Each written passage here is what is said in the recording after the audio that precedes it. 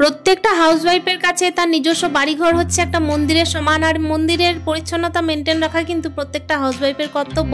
আর সত্যি কথা বলতে কি, এই মন্দিরের পূজারই হচ্ছে একজন হাউসওয়াইফ। তো চলো আজকের ভিডিওটা এখান থেকে স্টার্ট করছি। Hello everyone, good morning, welcome back to my channel. আশা করছি সকলেই খুব ভালো আছো। বীরভূম জেলার ছোট্ট একটা শহর থেকে আমি সুধা আবারও চলে এসেছি নতুন দিনের নতুন আরও একটা ব্লগ নিয়ে। আশা করছি আজকের ব্লগটাও তোমাদের প্রত্যেকের খুবই ভালো লাগবে। বারটা হচ্ছে রবিবার, এদিকে আমার ছেলের ড্রয়িং আছে 9টার সময়, তার কারণে ওকে আমি খেতে দিয়ে দিয়েছি, মুড়ি মেখে দিয়েছি, তো ওটাকে বসে বসে খাচ্ছে। আর এদিকে দেখতেই পাচ্ছ আমি কিন্তু ঘরটাকে একটু ভালোভাবে আর কি পরিষ্কার করছি। ইদানিং কি হচ্ছে জানো তো, স্কুল টাইম হচ্ছে, সেই কারণে সকাল টাইমে একেবারে ভালোভাবে আর কি ডিপ ক্লিনিং করা হচ্ছে না রুমটা, সেজন্য ভাবলাম যে ভালোভাবে আর কি ঝাঁটটাট দিয়ে বের করি। খাটের তলায় আমার ছেলে নানা রকমের জিনিস ভরে রাখে, জানি না 2-3-4 দিন পর পর কিন্তু এই জিনিসগুলোকে বের করা হয়, আবার ওই একই হাল। আর ইদানিং হচ্ছে কি মাকড়সার ঝুলগুলোও খুব হয়ে যাচ্ছে। আজকে কিন্তু যেখানে পারবো সেখানে মাকড়সার ঝুলগুলোকেও ঝেড়ে নেবো ঠিক করেছি। আর প্রত্যেকটা রুমেই করব, তোমাদেরকে কিন্তু আমি একটা রুমে দেখানোর চেষ্টা করছি। আর এই যে দেখতেই পাচ্ছ ঘরের মধ্যে কিন্তু ধুলো আসবো বলে আসে না, যখন তখন কিন্তু চলে আসে অচেনা অতিথির মতো। আর আমাদের মতো হাউসওয়াইফরা কিন্তু ওই সপ্তাহে একটা দিন পেলেই যথেষ্ট মনে করে। আসলে দেখবে ওই একটা দিন পেলে কিন্তু নিজের পরিচর্যা বাদ দিয়ে কিন্তু ঘর দৌড় পরিষ্কার পরিচ্ছন্নতার কাজে লেগে পড়ে। আসলে কি বলতো, প্রত্যেকটা হাউসওয়াইফই না নিজের ঘরকে মন্দির সমান মনে করে। মন্দিরে যেভাবে ধুলোবালি পড়লে কষ্ট হয়, সেভাবেই কিন্তু নিজের ঘরেও ধুলোবালি, মাকড়সার ঝুল, অগোছালো ঘর সমস্ত কিছুই কিন্তু চোখের কাটা হয়ে দাঁড়ায়। কিন্তু ওই যে সময় সাপেক্ষ ব্যাপার, সকাল টাইমে এত কিছু করে ওঠা তো অন্য দিনে সম্ভব নয়, কিন্তু এই সপ্তাহের একটা দিন যেদিন কিনা ছেলের স্কুল নেই সেদিন কিন্তু করে নেওয়া যেতেই পারে। তবে হ্যাঁ, আজকে কিন্তু আমার ছেলের 9টার সময় ড্রয়িং আছে, তোকে দিতে যেতে হবে আমাকে এই ফাঁকেই। তো চলো ঝটপট করে কিন্তু আমি এই কাজগুলো সেরে ফেলি, তারপর তো আমাকে দিতে যেতেই হবে। এই মাত্র কয়েকদিন আগেই আমি আয়না, ড্রেসিং টেবিল সমস্ত কিছু ভালোভাবে কিন্তু গুছিয়ে নিয়েছিলাম, আমার আগের ব্লগে দেখে থাকবে। কিন্তু ইদানিং হচ্ছে কি আমাদের ছাদে কাজ চলছে, তাই প্রত্যেকটা জায়গায় আর কি প্রচণ্ড পরিমাণে ধুলো বসছে। তো সেগুলোকে চেষ্টা করছি মুছে ধুয়ে নেওয়ার, তবুও কিন্তু প্রত্যেক দিনের কাজে যেন ধুলো বালি সিমেন্ট চারিদিকে হয়ে যাচ্ছে। তবু কি বলো তো বন্ধুরা, যতই হোক না কেন ধুলোবালি পড়লেও সেই ধুলোবালি ঘরে তো থাকা যায় না, যেটুকু পারা যায় সেটুকু তো আপাতত করে নিতেই হবে। তারপর তো যেদিনে কাজ একেবারে শেষ হয়ে যাবে সেই দিন কিন্তু একদম ঘরটাকে ধুয়ে মুছে বের করতে হবে। তো তার আগে দেখো প্রত্যেক দিনের কাজ তো প্রত্যেক দিন করতেই হবে। আর আজকে যেহেতু সানডে পেয়েছি, তাই সানডে মানে ফান্ডে এটা করলে হবে না। সানডে মানে কিন্তু প্রত্যেকটা হাউসওয়াইফের জীবনে অন্যদের জন্য ফান্ডে করে দেওয়ার, মানে নিজের জন্য ফান্ডে না হলেও অন্যদের জন্য ফান্ডে করে দেওয়ার, আর নিজের জন্য একটু পরিশ্রমকে গায়ে মেখে নেওয়ার, তাই না? আর আমাদের মতো মেয়েদেরকে পরিশ্রম না করলে এই সংসারটা অগোছালো থাকবে, অপরিষ্কারই থাকবে।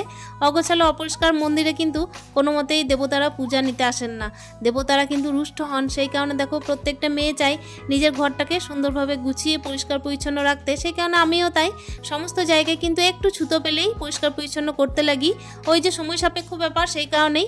আর সময় যখনই পাই তখনই কিন্তু লেগে পড়ি সব দিন সব রকম কাজ করার জন্য। আমি কিন্তু একটা হাত হারিয়েছি ঠিক কথা, কিন্তু মনোবল কখনো হারাইনি। যখনই কোনো কাজ হোক না কেন, সেটা যতই পরিশ্রমের হোক, সেটা কিন্তু করে তোলার চেষ্টা অতি অবশ্যই করেছি। আর সব থেকে বড় পরিশ্রম করি আমি সব সময় ঘরটাকে গুছিয়ে রাখার ক্ষেত্রে। আসলে কতটা গুছিয়ে রাখতে পারি ততটা আমি জানি না, তবে আমি চেষ্টা করি নিজস্ব পরিশ্রম আর তারপর হচ্ছে ছেলেকে একটু খেয়াল করে তারপর সময় সুযোগ বুঝে ঘরটাকে গুছিয়ে নেওয়ার। এই যে দেখতেই পাচ্ছ আজকে এত পরিমাণের যেখানে সেখানে ধুলো বালি, তার সঙ্গে হচ্ছে মাকড়সার ঝুল। জানি না কোথা থেকে চলে আসে ধুলো বালি, তার সঙ্গে ব্যাপার হচ্ছে মাকড়সার ঝুলগুলো। মাকড়সাগুলোকে যেই ঝুল ছাড়া হয় সেই মেরে ফেলা হয়, তবুও কিন্তু ওই একই রকমভাবে আবার মাকড়সার ঝুল হয়ে যায়। আমার যেহেতু একার সংসার, আমার ছেলেকে নিয়ে কিন্তু প্রচণ্ড পরিমাণে টানা পড়েন সকাল থেকে। ওই কারণে সমস্ত জায়গা সব দিন কিন্তু পরিষ্কার পরিচ্ছন্ন না করতে পারলেও যখন একটুখানি সুযোগ পাওয়া যায় তখন সেই দিনে করে নেওয়ার চেষ্টা করি। আসলে প্রত্যেকটা দিন কিন্তু ঘরের প্রত্যেকটা কোনা পরিষ্কার করা কোনো মেয়ের ক্ষেত্রেই সম্ভব নয়। আর আমাদের মতো যারা হাট ঘাট বাজার সমস্ত কিছুই একা হাতে সামলায়, প্লাস হচ্ছে সংসারটাকে গুছিয়ে রাখারও চেষ্টা করে, তাদের পক্ষে তো দেখো ঘরের প্রত্যেকটা জায়গা প্রত্যেক দিন গুছিয়ে নেওয়া সম্ভব হয়ে ওঠে না। আর আজকে চেষ্টা করেছি ওই ঝুলগুলোকে ঝেড়ে খাটের তলাগুলোকে একটু পরিষ্কার করে তারপর ব্যাপার হচ্ছে এই নোংরাগুলোকে ভালোভাবে আর কি দূরে ছুঁড়ে ফেলে দেওয়ার। তো দেখা যাক, আবার দ্বিতীয় দিন কিন্তু নোংরা হলে আমাকে এই কাজ আবার করতে হবে।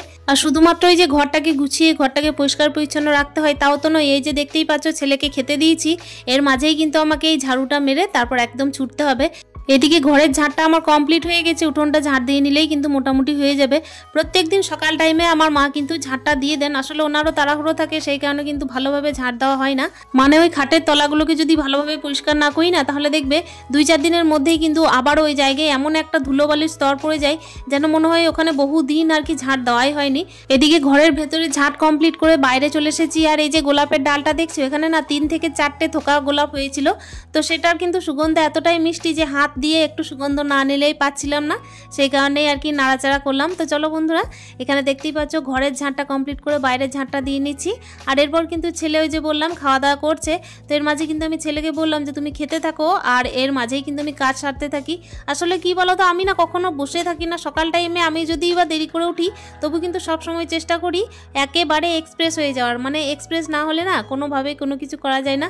ফুল রাজধানী এক্সপ্রেস হতে হবে প্রত্যেকটা মেয়েকেই, আর সকাল টাইম তো হতেই হবে। সকাল টাইমে যদি ঠিক টাইমে কাজগুলো না করে নেওয়া যায় তাহলে এই ঘর ঝাড়া, তারপর হচ্ছে ঘরটাকে অপরিষ্কার অপরিচ্ছন্ন, ঘরটাকে একটু পরিষ্কার পরিচ্ছন্ন করা, এসব কথা চিন্তাই করা যাবে না। আমার ছেলে কিন্তু এখনো পর্যন্ত ঠিকঠাক টাইমে কাজ করে উঠতে পারে না। আসলে টাইম জ্ঞানটা ওর বাচ্চা ছেলে তো ওই কারণে হয়তো কম হতে পারে, যদিও বা মেয়ে হতো তাহলে হয়তো টাইম জ্ঞানটা একটু বেশিই থাকতো আমার মনে হয়, জানি না, ব্যক্তিগত এক্সপিরিয়েন্স থেকে বলছি। আসলে মেয়েরা কিন্তু ছোট থেকেই অনেক কিছু বুঝে যায়, ছেলেরা যেটা আর কি ছোট থেকে বুঝতে পারে না। তো চলো সে না হয় হলো অন্য দিকের কথা। আর এই যে দেখতেই পাচ্ছ বেসিনটা পরিষ্কার করছি। আসলে এই বেসিনটা কেন জানি না এত পরিমাণে নোংরা হয়, আসলে এটা যদি ডিপ কালার হতো তাহলে হয়তো এতটা নোংরা বসতো না। ঠিকভাবে কিন্তু ইউজও হয় না। ইউজ হয় না বলতে কি, যেখানে বাসন মাজা হয় না তার সঙ্গে হচ্ছে কিন্তু আমি তো ইউজ করিই না। আমার ছেলে কিন্তু সকাল টাইমে ওই ব্রাশ করার টাইম ইউজ করে, তাছাড়া হচ্ছে ওই খেয়ে দিয়ে কখনো সখনো যদি মুখটা ধোয়া হয় তবেই, তাছাড়া কিন্তু কোনোভাবে এই বেসিনটা ইউজ হয় না। তবুও এর সত্ত্বেও কিন্তু বেসিনটা প্রচুর পরিমাণে ধুলোবালি বসে আর তেল চিটে ভাব হয়ে যায়। তেল চিটে মানে ওই ধুলোবালিরই আর কি।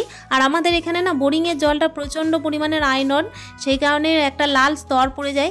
আর এই স্তরটাকে কিন্তু যে কোনো জায়গাতে আমি পরিষ্কার করি না কেন ওই একই রকমভাবেই হয়ে যায়, আবার ফিরে হয়ে যায় আর কি। তো চলো, তবু কিন্তু ঘরের কাজ তো, সেই জন্য ঘরের প্রত্যেকটা জায়গা পরিষ্কার করতেই হবে। আর রবিবার বলে তো করতেই হবে।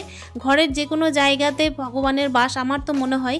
তবে হ্যাঁ, তাই বলে হয়তো তোমরা মনে করবে যে তাই বলে কি বাথরুমের মধ্যে, সত্যি কথা বলতেই বাথরুম, ঠাকুরঘর, রান্নাঘর আর হচ্ছে বেডরুম, এই 4টে জায়গায় কিন্তু পরিষ্কার থাকলে মানুষের ব্যক্তিত্ব ঠিকঠাকভাবে প্রকাশ পায় যে সে কেমন ধরনের মানুষ। আসলে প্রত্যেকেই তো নিজের মুখে প্রলেপ লাগাতে খুব ভালোবাসে, প্রত্যেকেই কিন্তু নিজের রূপটাকে চর্চা করতে খুব ভালোবাসে। প্রত্যেকটা মানুষই কিন্তু দেখবে যেমনই থাক না কেন বাইরে গেলে কিন্তু ঠিকঠাকভাবে নিজের মুখটা অন্তত পরিষ্কার পরিচ্ছন্ন রাখে।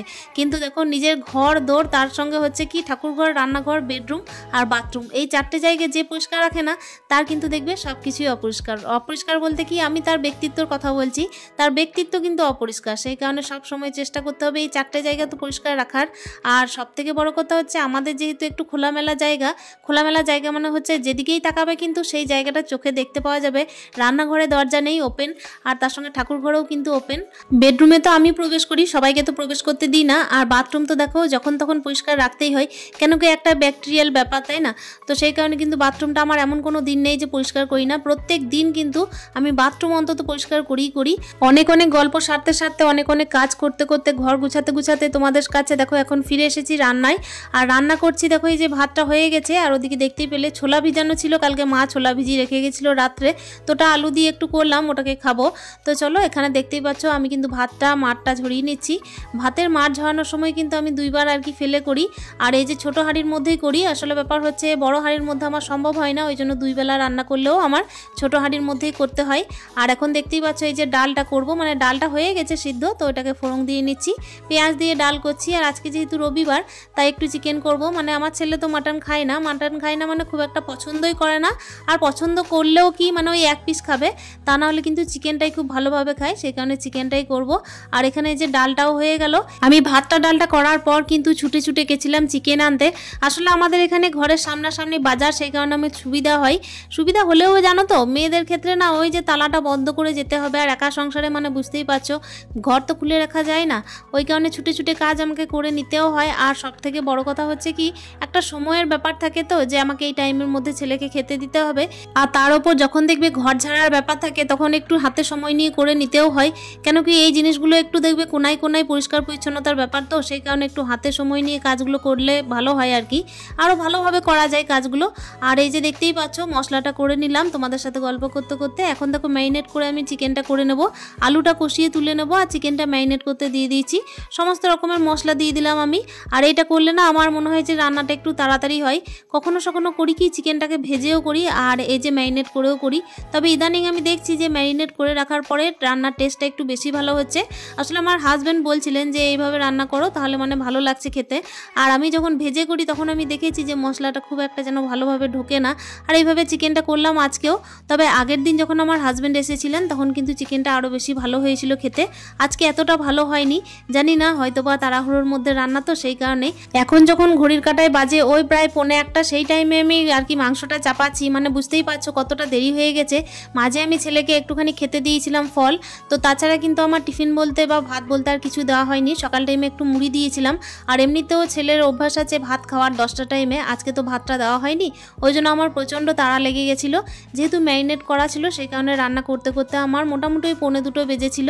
এই যে দেখতেই পাচ্ছ ভালোভাবে কিন্তু কষাতে কষাতে আমার মোটামুটি এই যে চিকেনটা বেশ তেল ছেড়ে গেছে। এই টাইমে আমি আলুটা দিয়ে তারপর কিন্তু ছেলেকে স্নান করাতে গেলাম। ছেলেকে কিন্তু আজকে স্নান করিয়েছি আর কি খেলতে দিয়েছিলাম তো মাঝে, সেই কারণে একটু দেরি করে স্নান করালাম, শ্যাম্পু দিয়েছি। আর আজকে যেহেতু রবিবার সেহেতু কিন্তু ছেলেকে একটু ভালোভাবে স্নান না করালে নয়।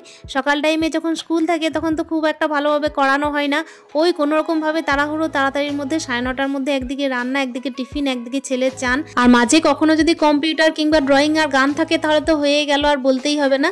আর এই যে দেখতেই পাচ্ছ প্রায় বাজে ঘড়ির কাঁটায় ওই 1টা, এই টাইমে আমি ছেলেকে স্নান করিয়ে দিয়েছি। তারপর রান্নাটা দেখতে গেলাম যে কতদূর কি অবস্থা। আর এই যে দেখতেই পেলে আমি কিন্তু বাইরে একটা তার টাঙিয়ে রেখেছি, তোমাদেরকে বলা হয়নি, যেহেতু গ্রীষ্মের দিন আসছে সেহেতু কিন্তু আমি দিনের বেলায় মানে এখানেই কাপড় টাপড় মিলবো, সেই জন্যই তারটা টাঙিয়ে দিয়েছি নিজের সুবিধার্থে। আর এই যে দেখো এখন রান্নাটা দেখতে এসেছি, দেখলাম যে কতদূর কি হয়েছে।